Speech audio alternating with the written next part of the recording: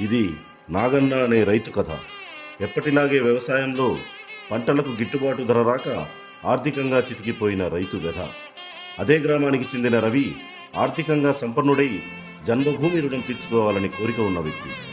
మాన్యశ్రీ చంద్రబాబు నాయుడు గారి ప్రభుత్వం అధికారంలోకి వచ్చిన తర్వాత సమాజంలో ఆర్థిక అసమానతలు రూపుమాపడానికి ప్రజలు, ప్రభుత్వం, ప్రైవేట్ భాగస్వామ్యంతో P4 నమూనాను అమలుపరచబోతున్నారు.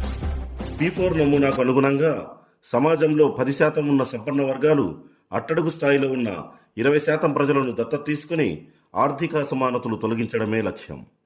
ప్రభుత్వం ప్రవేశపెట్టిన P4 కాన్సెప్ట్ గురించి తెలుసుకున్న రవి అదే గ్రామానికి చెందిన రైతు నాగన్నకు వ్యవసాయంలో సాంకేతికతతో పాటు ఆర్థికంగా చేయూతనందించాడు. రైతు నాగన్నకు కావలసిన సాంకేతిక శిక్షణను ప్రభుత్వం అందించింది. నాగన్న పండించిన పంటలను ఎగుమతులు చేసి ఆర్థికంగా సుస్థిరపడే మార్గాన్ని ప్రభుత్వ సహకారంతో రవి ఏర్పాటు చేశాడు. ప్రభుత్వం, ప్రైవేట్ భాగస్వామ్యం ద్వారా సమాజంలో ఉన్న ఆర్థిక అసమానతలను ఈ విధంగా తొలగించవచ్చు.